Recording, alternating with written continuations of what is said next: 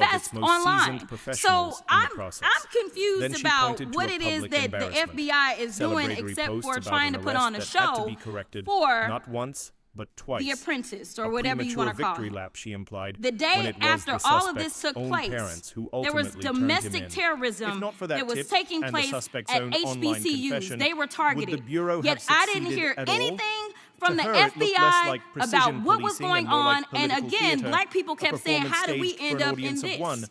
Because the Meanwhile, she numbers argued are the so real very threats were clear that unfolding white elsewhere. supremacy is a The day problem. after the hearing, And chaos honestly, and I've not heard HBCU anything faced out of what you she today described as that makes domestic me terrorism. believe that you're going to do Yet she anything heard about little the from white the supremacy FBI. problem. Black The one communities that were is left leading asking to the same children being question. killed, How did we children get being here shot, again? as The well data, as she members of insisted, their is community as they're unmistakable. working, as White they're supremacy worshiping in their remains a churches. driving Time of the force gentlelady behind has violence in expired. America. She Gentleman said would like nothing. to respond to.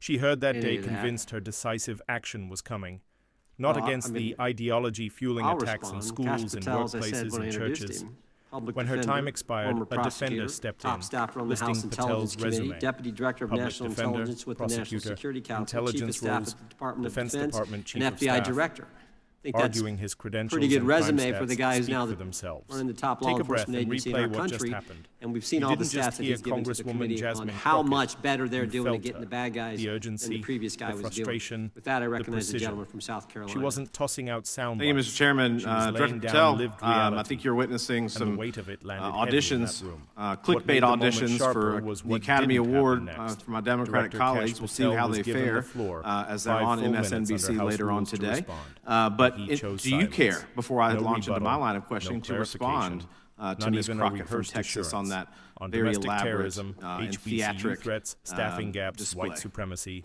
nothing. Here's what I've learned in my Instead, government Chairman service. Jim Jordan stepped in I to don't give a shield damn him, what they say but about the me, intervention as long as I'm sidestepped succeeding the in the core mission. issues. We're No succeeding direct in the answer mission on because the men threats and women in targeting the black FBI have never students been at empowered to historically do black more colleges work and universities. and to hit the streets harder No than explanation by for President the Trump's authorities and 14-year staffing resources he's given projection. us. No defense and so against all I care claims that about is veteran that we are agents are being capturing more pushed child out. predators than ever before, What followed taking wasn't more drugs off the engagement, streets than ever it was before, resume that we recital. are capturing murderers at Credentials were a listed. significantly historic Performance rate, stats and were we're praised, delivering this country but the substance of her lowest concerns murder remained rate in untouched. recorded history. In a moment demanding That accountability, are the response focused facts on titles and numbers. that you cannot while the deeper dispute. questions about But you safety can come and at me all you want, extremism I don't care. hung unresolved.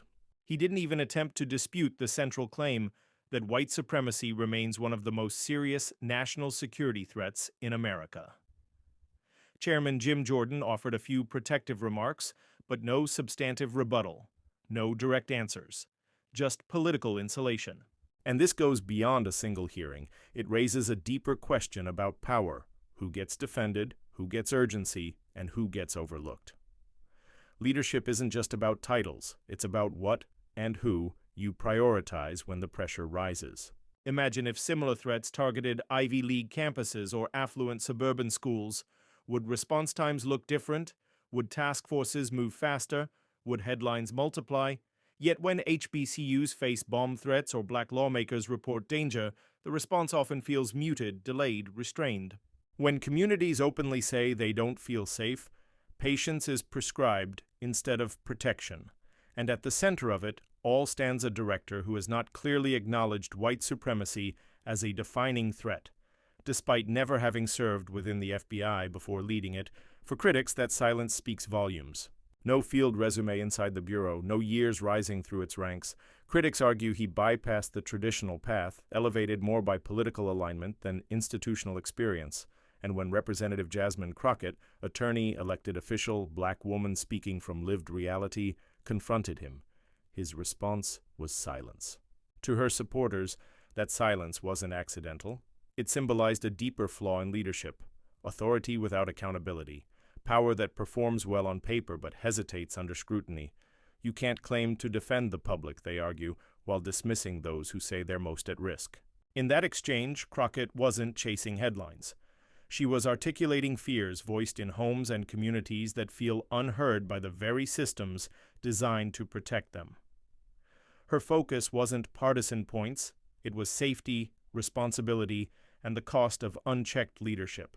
Moments like this explain why oversight hearings matter. It's easy to scroll past political news, easy to tune out committee debates, but this exchange felt unfiltered, immediate, and personal, less like theater and more like a confrontation over who truly feels protected in America. This wasn't polished politics, it was emotion on the record. Frustration spoken plainly, urgency documented in real time, and it deserves attention. Because silence in moments like that isn't empty. When leaders say nothing in the face of extremism or targeted fear, that quiet carries meaning. Silence, when communities feel under threat, doesn't read as neutrality, it reads as avoidance. And when the nation's top law enforcement official declines to address those concerns directly, critics call it what they see, a failure of leadership.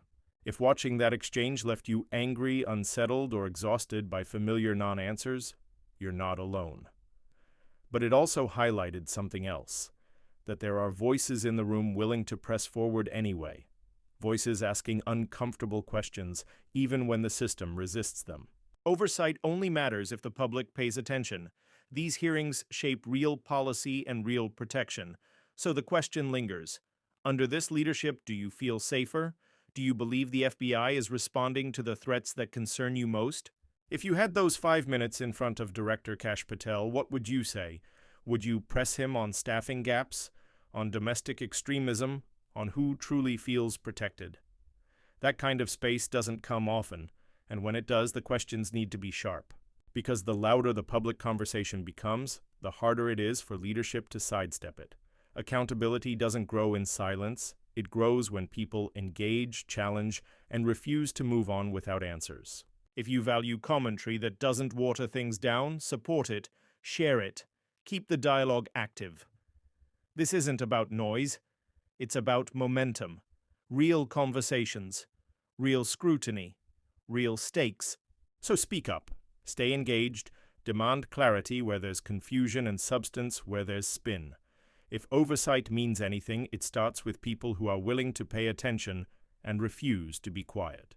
Because democracy isn't sustained by titles, it's sustained by participation. Oversight hearings are only powerful if the public is watching, questioning, and remembering. Leadership should never feel insulated from the people it serves. This moment wasn't just about one director or one exchange. It was about the standard we set for those in power. Do we reward silence, or do we demand clarity? Do we accept credentials as proof enough, or do we measure leadership by action? Institutions don't drift, they are directed, and when direction feels misaligned with public safety, the response shouldn't be apathy. It should be engagement. Real reform has always started with uncomfortable questions asked out loud. So keep watching, keep analyzing, keep challenging narratives that don't sit right. Because when people stay informed and vocal, leadership has fewer places to hide, and accountability becomes more than just a talking point. Power is tested in moments of pressure, not when the applause is loud, but when the questions are uncomfortable. Real leadership shows up in clarity, not deflection. It answers directly. It confronts hard truths without waiting for political cover. And here's the deeper issue: trust. Once public trust starts to erode, it doesn't rebuild with press releases or polished resumes. It rebuilds with transparency, with measurable action, with consistency between words and outcomes. National security isn't selective. Safety shouldn't depend on zip code, income bracket, or political alignment. When any community says they feel exposed, that concern should trigger urgency, not debate over whether their fear is politically. We also have to recognize how narratives are shaped. Silence can redirect attention. Vague answers can dilute accountability. And sometimes the most powerful move in a room is simply refusing to engage. But disengagement speaks too. This is why oversight exists, not as theater, but as friction. Friction forces clarity. It forces leaders to explain priorities, justify decisions, and confront contradictions in public view. Without that friction, power hardens unchecked. So the real takeaway isn't just about one exchange, it's about standards.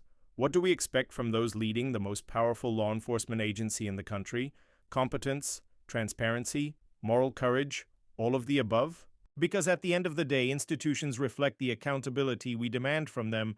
If the public tunes out, the system drifts inward. If the public stays engaged, the system adapts outward. Stay alert, stay informed. Keep asking questions that make rooms uncomfortable. The strength of any democracy isn't measured by how loudly leaders speak, but by how seriously they respond when challenged.